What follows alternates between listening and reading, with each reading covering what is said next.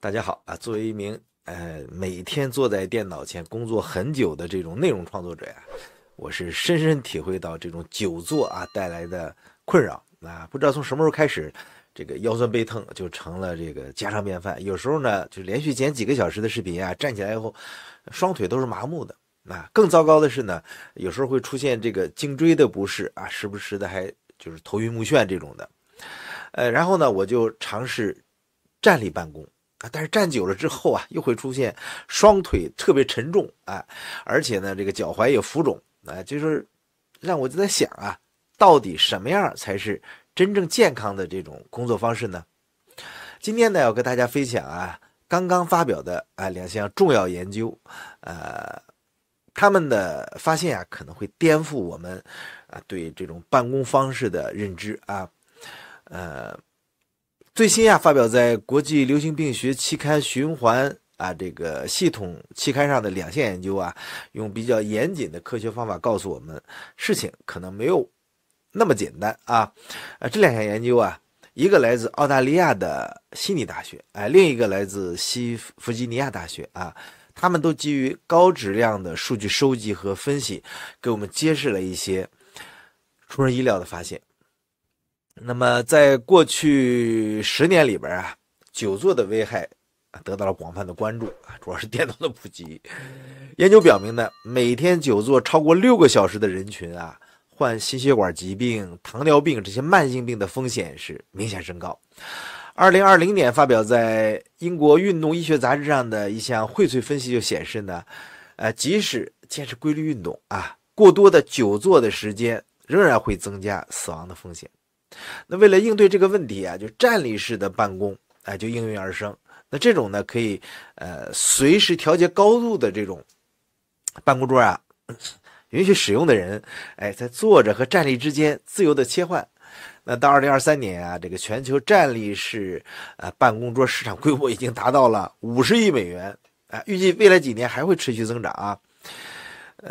然而这个支持站立式办公这个健康效益的证据呢，主要来自于短期研究和代谢指标的这个改善。这些研究往往呢只关注血糖、胆固醇这些生化指标变化，缺乏对这个心血管疾病它的临床终点的长期观察。正是这种证据缺口呢，促使科学家开始进入更深入的这种全面研究而要进行这样的研究就需要高质量的数据支持。这就要提到一个在生物医学研究领域举足轻重的机构，就是英国生物银行 UK Biobank 它不仅为这两项最新研究提供了关键的数据支持，更是现代生物医学研究的一个重要基石。那说到英国的生物银行这是一个堪称现代生物医学研究的这么一个宝库级的机构它成立于大概是2006年是一项耗资数亿英镑的这么一个科研项目吧。从2006年到2010年英国生物银行招募了50万名年龄在40到69岁之间的英国居民参与研究。这些志愿者将被追踪至少30年它的独特之处在于呢，数据的这种全面性和准确性深度每位参与者不仅提供这个详细的这种这个怎么说呢，就是健康和生活方式信息还接受呢就是全面的体检并捐献了血液、尿液和唾液样本这些生物样本被存储在这种超低温的这种设备里边供未来研究使用。更重要的是这些数据呢会通过英国国民保健服务系统持续更新记录参与者的疾病、住院和死亡这些健康状况。2013年到2015年期间超过10万名参与者还佩戴了手腕式的这种加速度计，记录他们日常活动模式。这是这批数据给我们今天讨论的第一项研究就提供了大量的关键的支持。这种客观的测量方法避免了这种传统问卷调查中可能出现的这种主观偏差。那英国生物银行的另一个特点呢，是它开放共享的这个理念。全球研究人员啊，只要提出合理的研究方案啊，都可以申请使用这些数据。但同时呢，它对数据安全啊和隐私保护啊都有严格的要求。所有的参与者呢，都能看到的是匿名化的数据。参与者的个人信息呢是被严格保护的。那这种大规模、长期标准化的数据收集模式啊，使得英国生物银行成为探索疾病发展规律的这么一个理想的平台。截止到2024年吧，已有大概数千项的研究基于这些数据发表，涉及从基因组学到流行病学多个这个领域，给我们说人类的这种健康研究啊做出了重要贡献。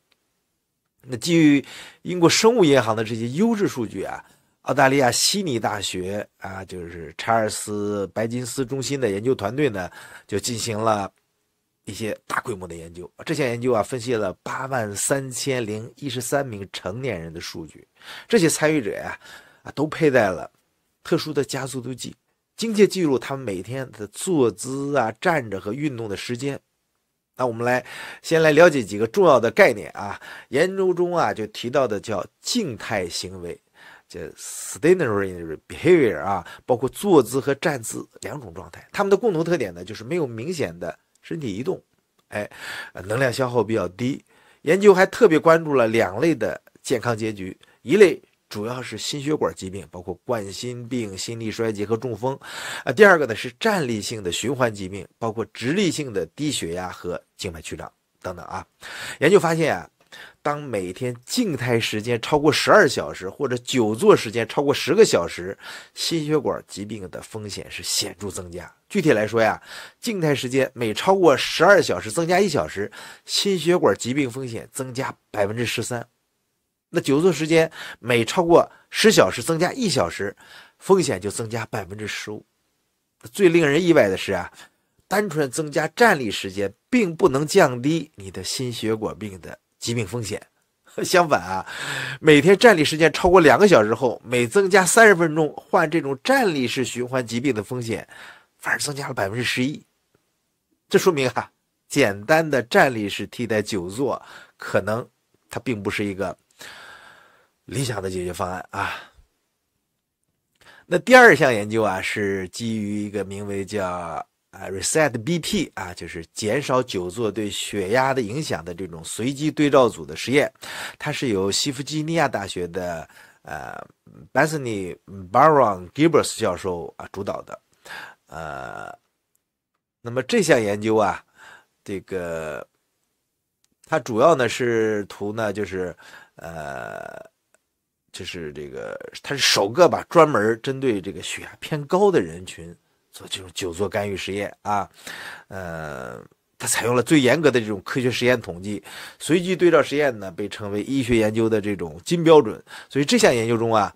研究者他招募了271名办公室的工作人员啊，他们都有轻度升高的这种血压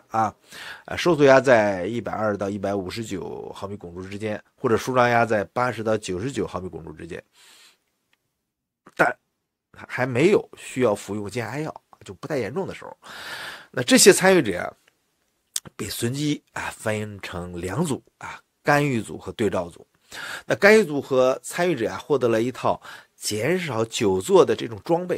比如说配备了升降式的办公桌，佩戴能提醒活动的智能手环，接受专业的行为辅导，获得定期的短信提醒。研究团队采用了多种先进的测量手段来评估干预的效果，比如说诊视血压在标准条件下测量这个静息血压，24小时的动态血压，就是通过便携式的这个血压计全天候监测，然后就是叫动脉僵硬度通过脉搏波的速度，就 PWV 来测量这是动脉健康的一个重要指标。那这里需要解释一下这个脉搏波速度这个专业的概念比较绕口就是当心脏收缩的时候呢，会产生一个压力波这个压力波沿着动脉传播，那么测量这个压力波在不同动脉之间传播的速度，就能评估你动脉的僵硬程度。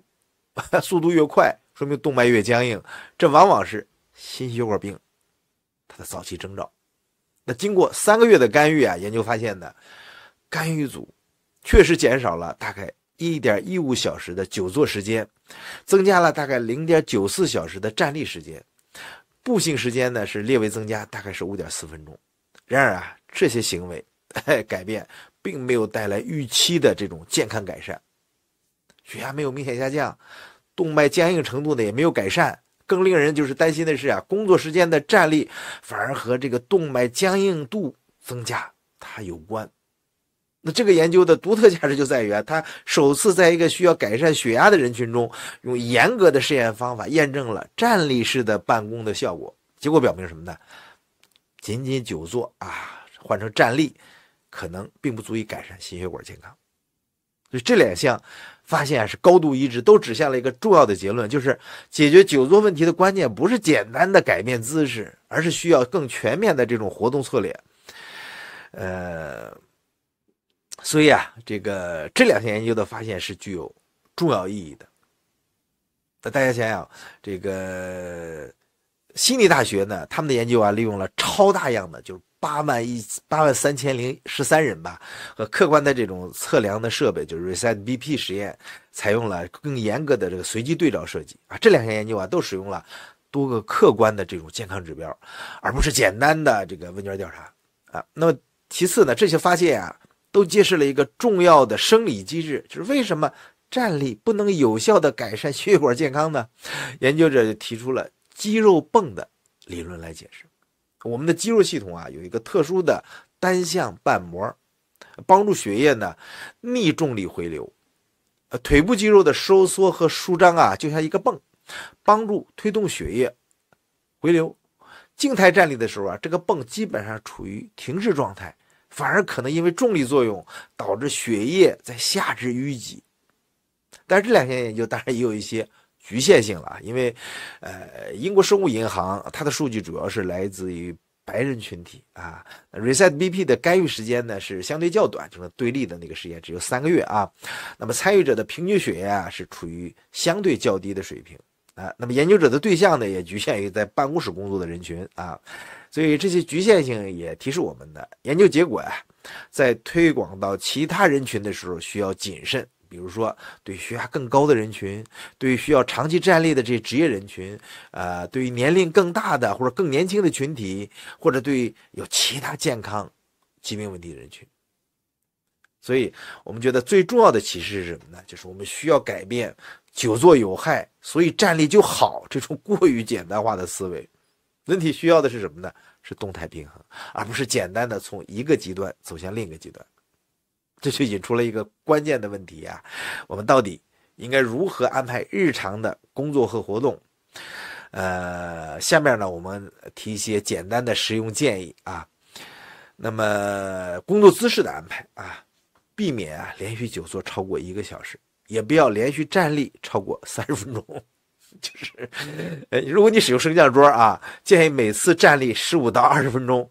坐站交替的时候或者缓慢切换，避免啊突然改变姿势。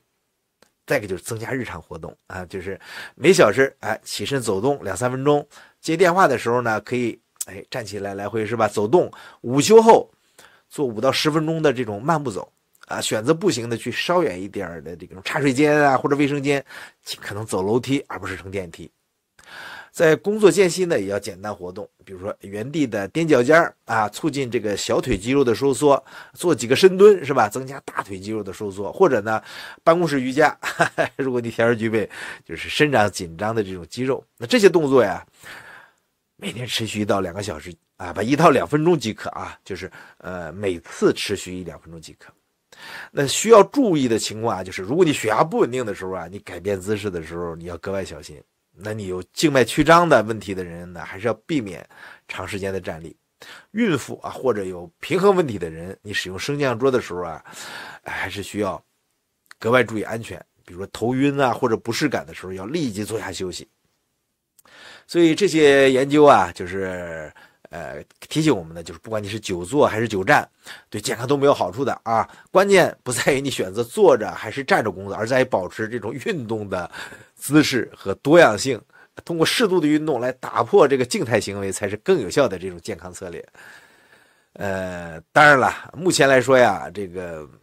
这都是基于日常的研究证据啊，每个人情况不同。在改变工作方式的时候啊，建议先从小的改变开始，逐步调整到最适合自己的模式。如果你有特殊健康问题啊，最好还是咨询医生的意见。我个人是深有体会的。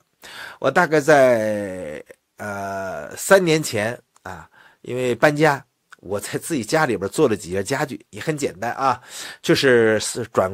柜啊、橱柜啊什么的，用的是那种贴面板啊，自己又裁又封边又非常非常麻烦。在这个过程中，我发现我的腰和膝盖都得到了极大的改善。为什么呢？因为你做这个木工活啊，我也没有太好的工作台，需要蹲着、站着各种姿势，就不停的变换姿势。我本来膝盖是有严重问题的啊，长期有严重问题，大概是从10几年前一次打羽毛球受伤之后啊，这个膝盖就出现了严重的问题。别问就是场地有问题，就是在水泥场地上啊，当时以为下边是硅胶呢，跳起来杀球的时候，落地就把这个膝盖给怼了。大概有7、8年时间，一直膝盖不是太好。现在啊，应该说在3、4年前这个木工活之后，这个膝盖得到了极大的改善。到现在呢，是有点问题啊，就是有时候再怼着还会疼，但是呢，就是说一旦就是说这种轻微的活动，像这个木工活它其实不太重的，就是你不需要就是说做这种循环运动，因为它是不规律的，这样的运动往往是最好的。我觉得像什么打拳什么的，那个倒不如干这些木工活、干碎活，因为它没有规律啊。这个锻炼方式呢，我个人的感受是非常不同的。就是我应该说用做木工活治好了我的这个，也不叫关节炎吧，应该是关节的损伤啊，就是要变换姿势。那这个呢，我现在是没坚持下来，我不可能天天在家里干木工活，所以看了这2篇论文啊，我是深有体会的。我基本上符合这里边情况，有时候一坐就是10多个小时，并且我现在真的有这个胸闷的症状，我以前从来没有的，这就是心血管病啊前兆，所以我也得注意，希望大家也注意，不管你是 YouTuber 还是游戏迷还是其他的，只要坐在电脑前，只要你是个这个办公室人员或者码农，就这样的，不要安心工作，你一旦沉浸式工作，你的健康就完了。这就是个矛盾，你不沉浸式工作可能还没成果，所以你要做出一个选择，在健康和工作效率和成果之间做个妥协，好吧？这是今天给大家啰啰嗦嗦说半天的这个2篇论文，谢谢大家收看。你有什么想法，包括你自己的感受啊，可以留言啊，我们一块讨论这个事儿啊。我觉得谁都没跑，